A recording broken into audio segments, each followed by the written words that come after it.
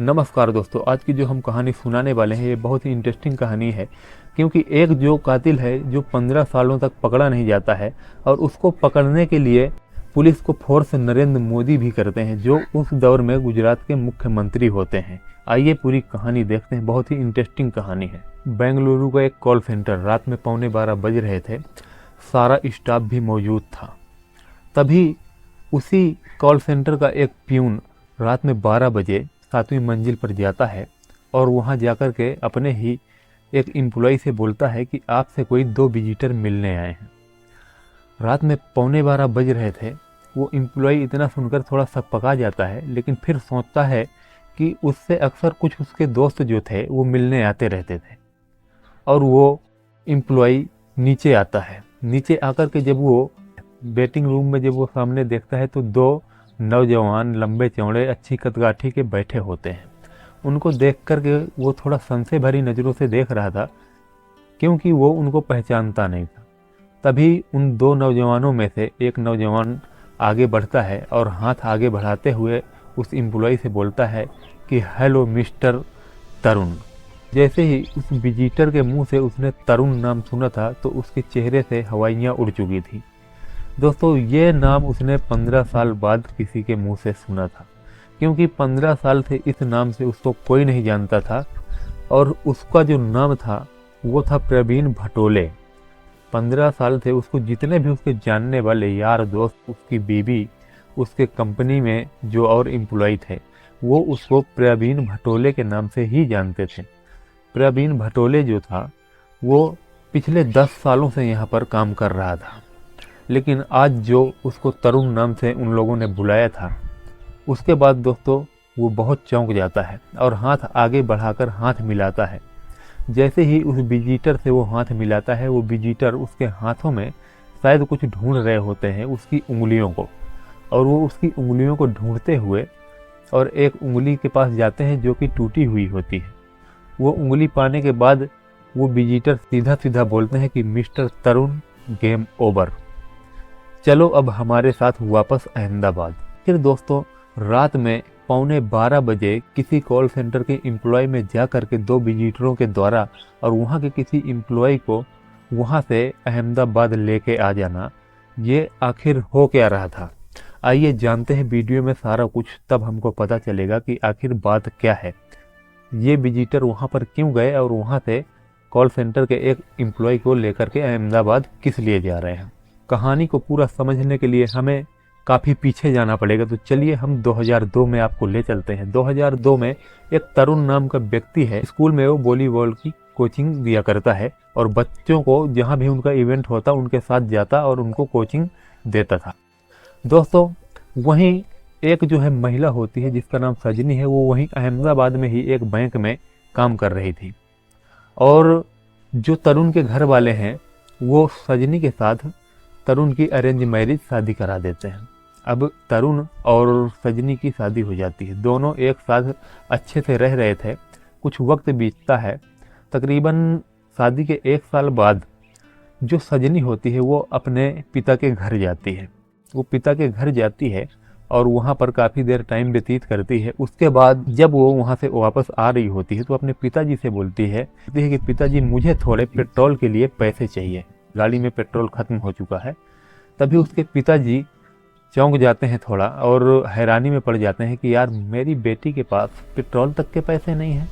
उनके मन में थोड़ा डाउट हो जाता है कि कहीं ना कहीं जो मेरे दामाद जी हैं वो ठीक से नहीं रख रहे हैं क्या। और वो अपनी बेटी से ये बात भी पूछते हैं कि क्या बेटी, तुमको दामाद जी ठीक से नहीं रख रहे हैं।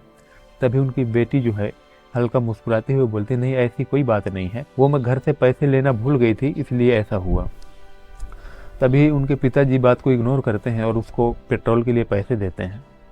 अब सजनी वहाँ से अपनी गाड़ी में अपने घर पहुँच जाती है। घर पहुँचने के बाद सजनी के फ़ोन में सजनी की बड़ी बहन का फ़ोन आता है। सजनी उससे बात भी करती है। तकरीबन ये 5 से 10 मिनट बात हुई थी, अच्छे से हुई थी। सजनी की जो बहन थी वो अपनी छोटी बहन का हाल खबर ले रही थी। सजनी ने सब कुछ क्लियर बताया था, सब कुछ अच्छा चल रहा है, कोई किसी प्रकार की कोई बात नहीं थी। लेकिन बात करने के ठीक 1-2 घंटे बाद क्या होता है कि तरुण जो होता है वो सजनी के पिता को फ़ोन करता है और बोलता है पिताजी जल्दी से हॉस्पिटल आ जाइए, सजनी की तबीयत बहुत ज़्यादा ख़राब है। अब वो पिताजी भी काफ़ी डाउट में आ जाते हैं उनके, वो भी बहुत परेशान हो जाते हैं क्योंकि थोड़ी देर पहले तो सजनी बिल्कुल ठीक ठाक गई थी, किसी प्रकार की कोई दिक्कत नहीं थी सजनी को। अब वो हॉस्पिटल पहुंचते हैं, हॉस्पिटल जाकर के जब देखते हैं तो उनको पता चलता है कि उनकी बेटी अब इस दुनिया में नहीं रही। इसके बाद वो काफ़ी पता लगाते हैं, तरुण को देखते हैं तो तरुण का रो रो कर इतना बुरा हाल था, वो बदहोश था। उसके बाद डॉक्टर बताते हैं कि शायद इसको जो है किसी ने गला घोट करके मारा है। तभी तरुण वहाँ पर आ जाता है और बोलता है कि मैं सजनी को हमेशा समझाता रहता था कि घर पे अकेले अगर रहो तो इससे अच्छा है कि अपने पापा के पास चली जाया करो, या फिर अगर घर में रहो तो दरवाज़ा और खिड़की सब लॉक करके ही रखना, क्योंकि उस इलाके में काफ़ी ज़्यादा चोर उचक्के लगते हैं और ये किसी चोर का ही काम है, ऐसा तरुण बताता है। तो सजनी के जो पिताजी होते हैं उनको भी थोड़ा डाउट आता है कि हो सकता है कुछ ऐसा ही होगा, कोई चोर उचक्के होंगे जिनके द्वारा ये काम किया गया है। और दोस्तों तरुण की हालत इतनी ख़राब थी रो रो करके, वो बेचारा खुद को संभाल नहीं पा रहा था। तभी उसकी भी तबीयत काफ़ी बिगड़ जाती है ऐसी हालात में और उसको भी वहीं हॉस्पिटल में भर्ती करवा दिया जाता है। अब तरुण हॉस्पिटल में भर्ती हो जाता है, पुलिस अपनी जांच में लग जाती है। दोस्तों इस केस को पुलिस हैंडल करने लगती है और पुलिस जो है उस एरिया में जितने भी चोर उचक्के टाइप के व्यक्ति थे उनकी एक लिस्ट बनाना तैयार कर देती है। वो लिस्ट बनाने के बाद पुलिस अपनी छानबीन में लग जाती है और तभी हॉस्पिटल में भर्ती तरुण अचानक से गायब हो जाता है, जो कि घटना के महज 48 घंटे के बाद तरुण गायब हो जाता है। और तरुण के भाई के द्वारा पुलिस को फ़ोन किया जाता है और बोलता है उसका भाई तरुण का कि तरुण जो है हॉस्पिटल से गायब हो चुका है, उसका कोई पता नहीं वो कहाँ है, ना उसका फ़ोन नंबर लग रहा है, ना किसी को पता है कि वो गया तो गया कहाँ। अब इसके बाद पुलिस जो है, पहले से ही पुलिस को तरुण के ऊपर शक था कि कोई भी एक घर में घुस करके किसी महिला को कोई चोर उचक्का कैसे मार के चला जाएगा। पुलिस को भी तरुण के ऊपर इस बात के लिए काफ़ी शक था कि घर में कोई चोर घुस के ऐसा कर नहीं सकता है, इतना भी खतरनाक एरिया नहीं था जहाँ पे तरुण और उसकी वाइफ रह रहे थे। पुलिस को पहले से डाउट था, अब पुलिस को पूरा डाउट हो जाता है। वहीं सजनी के पिताजी पुलिस के ऊपर ये भी आरोप लगाते हैं, वो बोलते हैं कि पुलिस की ढील ढाल लापरवाही की वजह से तरुण यहाँ से भाग गया। उसके बाद पुलिस जो है तरुण को ढूंढने लगती है, तरुण को ढूंढना चालू कर दिया जाता है। पूरा एरिया, पूरा अहमदाबाद शहर, हर एक चीज़, हर एक लोकेशन की जानकारी की जाती है, लेकिन अरुण का कोई पता नहीं चलता, ना ही उसका कोई फ़ोन नंबर चालू था। अरुण गायब हो चुका था पूर्ण रूप से। उसके बाद दोस्तों पुलिस इस केस को काफ़ी ज़्यादा इन्वेस्टिगेट करती है। बीतते बीतते काफ़ी टाइम बीत जाता है, लेकिन तरुण का अभी तक कोई पता नहीं चला था। दोस्तों तरुण जो है वो भाग चुका था। तरुण के भाग जाने के बाद पुलिस जो है ये इन्वेस्टिगेशन चालू कर देती है और तरुण के बारे में कई चीज़ें पता करती है, जिसमें पता ये चलता है कि शादी से पहले ही तरुण की एक गर्लफ्रेंड थी, जो कि उससे तरुण शादी भी करने वाला था। उसके बाद पुलिस जो है तरुण की उस गर्लफ्रेंड से जाकर के मिलती है और बताती है ऐसी ऐसी बात है। तो वो बताती है कि मेरे पास जो है तरुण का फ़ोन आया था 2 दिन बाद, ये घटना के 2 दिन बाद तरुण का मेरे पास फ़ोन आया था और तरुण ये भी कह रहा था कि चलो दोनों लोग भाग जाते हैं और शादी कर लेते हैं।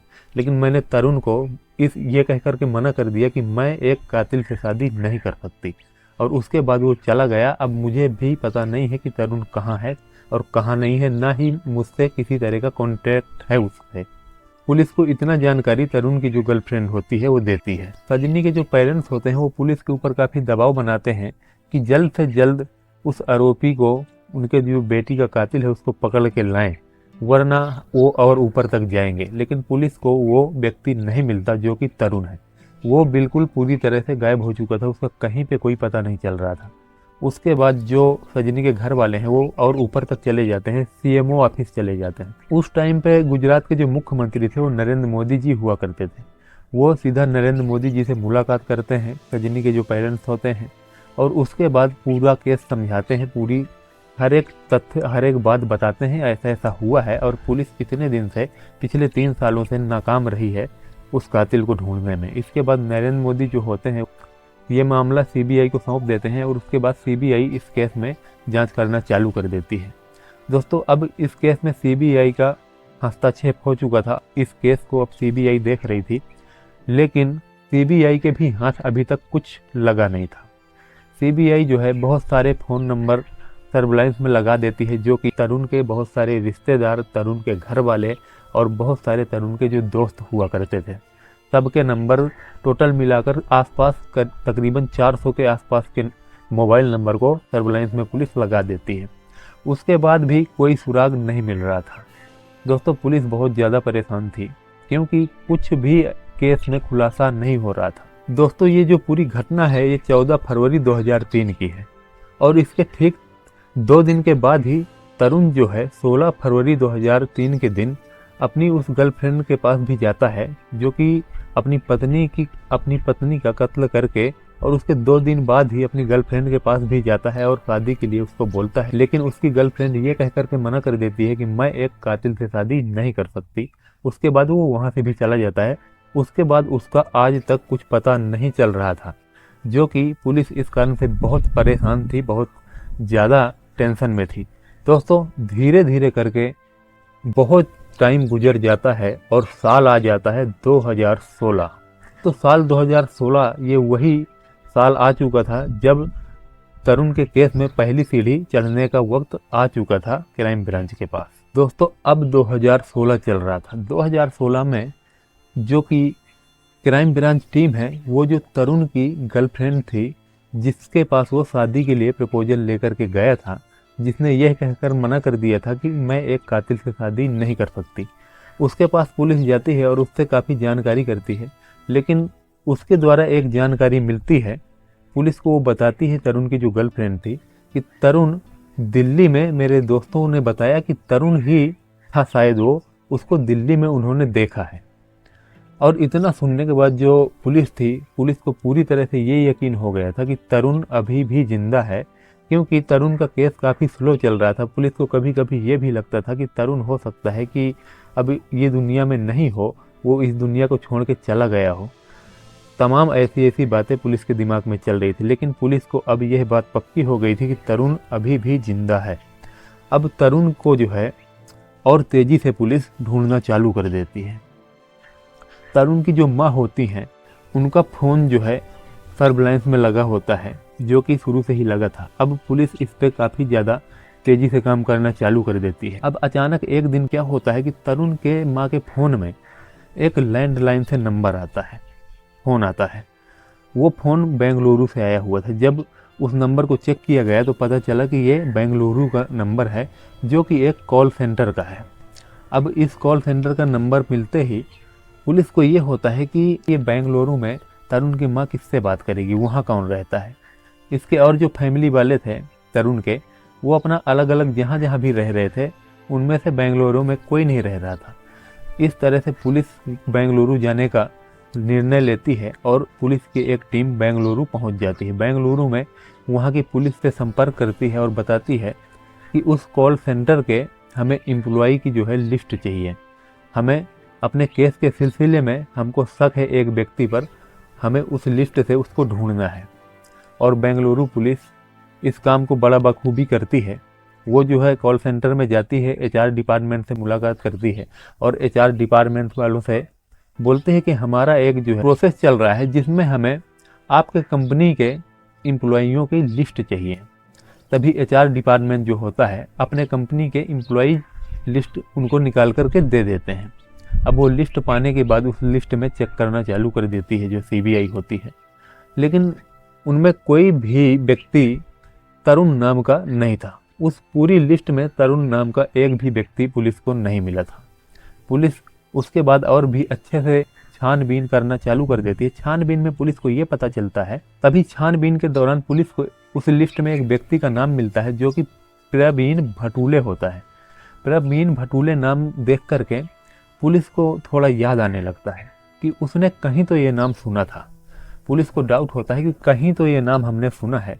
उसके बाद जब पुलिस को याद आता है कि वो नाम शायद तरुण की माँ के फ़ोन में फ़ोन आते थे, उनमें एक प्रवीण नाम के व्यक्ति का भी कॉल आया करता था। शायद प्रवीण नाम का व्यक्ति तरुण की माँ से बात क्यों करेगा। जाहिर है कि यही व्यक्ति होगा जो नाम बदल के रह रहा है यही तरुण होगा। और तभी उस प्रवीण नाम के व्यक्ति को पुलिस ने वहाँ नीचे विजिटर रूम में बुलाया था और वो वहाँ से आता है। प्यून उसको बुलाता है और वो वहाँ से आता है। जैसे कि वो दो विजिटर और उस प्रवीण भटूले को नीचे बुलाते हैं और उसके बाद उससे हाथ मिलाते हैं और बोलते हैं, हेलो मिस्टर तरुण। दोस्तों ये वही कहानी थी। वहाँ से उसको तरुण को पकड़ लेते हैं। तरुण को पकड़ने के बाद वहाँ से अहमदाबाद लेके आ जाते हैं। दोस्तों अहमदाबाद वहाँ से लेकर के आने के बाद वो तरुण से काफ़ी सारी पूछताछ करना चालू कर देते हैं। पूछताछ में तरुण ये भी बताता है कि मैं हमेशा अपने मोबाइल से ही फ़ोन किया करता था और जिस वजह से मुझे कोई पकड़ नहीं पा रहा था। मैंने पहली गलती की जो मैंने लैंडलाइन से फ़ोन किया और आप लोग मुझ तक पहुंच गए और मुझे पकड़ लिए। दोस्तों जो तरुण की माँ थी वो जो सिम यूज करती थी वो उनके एक दूर के रिश्तेदार का सिम था। पुलिस को जहाँ तक शक नहीं था और पुलिस ने उस नंबर को घेरे में अपने नहीं ले रखा था, यह समझ करके कि बहुत दूर की रिश्तेदार है। उस सिम से तरुण की माँ जो है और अपने बेटे से बात किया करती थी, जो कि वो नाम बदल करके प्रवीण भटूले नाम से रहा करता था बेंगलुरु में और पिछले 10 सालों से वहीं काम कर रहा था। दोस्तों पुलिस अब मेन नतीजे पे आती है और पुलिस प्रवीण भटूले जो बना हुआ व्यक्ति तरुण था, तरुण से उससे पूछती है कत्ल के सिलसिले में। तभी तरुण ये भी कबूलता है कि हाँ मैंने ही अपनी पत्नी को मारा है और मैं उससे शादी नहीं करना चाहता था, मेरे घर वालों के दबाव में मैंने उससे शादी किया था। पुलिस उसको बोलती है कि तुम शादी से इनकार भी कर सकते थे, मना भी कर सकते थे अगर तुम्हें दूसरे किसी से शादी करना था तो। लेकिन दोस्तों सोचने वाली बात तो ये थी कि उसने उससे भी शादी नहीं की थी जो उसकी गर्लफ्रेंड थी। वो ये भी पुलिस को बताता है कि उसकी शादी भी हो चुकी है और शादी जिससे हुई थी वो पुणे में उससे मिली हुई लड़की निशा नाम होता है, उसके साथ उसकी शादी हुई थी और 2 बच्चे भी हैं। वो सारे चीज़ें कबूलता है। उसकी पत्नी का नाम निशा होता है जो उसको पुणे में मिली थी। दोस्तों पुलिस उससे और भी चीज़ें बताती है कि तुम इतने सालों से पुलिस को कैसे गुमराह करते चले आए हो, तुम इन बीते इतने सालों में कहाँ कहाँ रहे हो। तो वो पुलिस को तरुण बताता है, कई बार से गुजरात भी आया हूँ, महाराष्ट्र में रहता था, कभी चला जाता था मध्य प्रदेश तो कभी चला जाता था केरल और पिछले 10 सालों से मैं यहाँ रह रहा था बेंगलुरु में और मैं दिल्ली भी गया हूँ। वो केस से फरार चल रहा था जब वो, तो बहुत सारे राज्यों में वो थोड़े थोड़े दिन करके अपना टाइम उसने बिताया है। और दोस्तों इस तरह से उसके केस का खुलासा हो जाता है जो कि उसने अपनी पत्नी को सिर्फ इसलिए मार दिया था कि वो उसकी अरेंज मैरिज थी और उसका ज़रा भी मन नहीं था। तो दोस्तों उसको अपनी पत्नी को मारना नहीं चाहिए था, क्योंकि अगर वो साथ नहीं रहना चाहता था तो वो उससे तलाक भी ले सकता था। लेकिन उसने ये रास्ता नहीं चुना और उसने अपनी पत्नी को, जिसका कोई कसूर नहीं था, जो कि बिल्कुल मासूम और बिल्कुल ही बेखबर थी कि उसका पति उसके साथ ऐसे कर सकता है। तो दोस्तों अगर देखा जाए तो ये जो व्यक्ति है ये 2018 में पकड़ा गया था, यानी कि ये 15 साल तक पुलिस को चकमा देता रहा और 15 साल तक पुलिस को इसकी कोई खबर नहीं मिली। आखिरकार ये पकड़ा गया एक लैंडलाइन के जरिए, जो कि इसने पहली बार उस लैंडलाइन से फ़ोन कर दिया था जहां जिस कॉल सेंटर में ये काम करता था, उसी कॉल सेंटर के एक लैंडलाइन से अपनी माँ को फ़ोन कर देता है। और फ़ोन इसलिए करता है कि पहले इसने अपने मोबाइल से ही फ़ोन लगाया था, लेकिन मोबाइल से फ़ोन न लगने की वजह से इसने लैंडलाइन का यूज किया था। अगर उस दिन ये फ़ोन से फ़ोन कर पाता तो शायद ये पकड़ा नहीं गया होता। तो दोस्तों इसका मतलब ये है कि क्राइम कितना भी कोई छिपा ले, वो छिप नहीं सकता है पुलिस की नज़रों से। एक न एक दिन सच्चाई सामने आ ही जाती है। वही इस तरुण के साथ भी हुआ, जो कि होना भी चाहिए। दोस्तों इस कहानी से आपको क्या सीख मिली कमेंट करके ज़रूर से हमें बताएं और कहानी कैसी लगी ये भी बताएं। और ऐसे ही क्राइम वीडियो और देखना चाहते हैं तो चैनल को सब्सक्राइब जरूर से कर लें, बेल आइकन प्रेस कर लें, ताकि हमारे हर एक वीडियो को नोटिफिकेशन सबसे पहले आप तक पहुंच सके। तो चलिए दोस्तों मिलते हैं ऐसे ही नेक्स्ट स्टोरी में, तब तक के लिए जय हिंद जय भारत।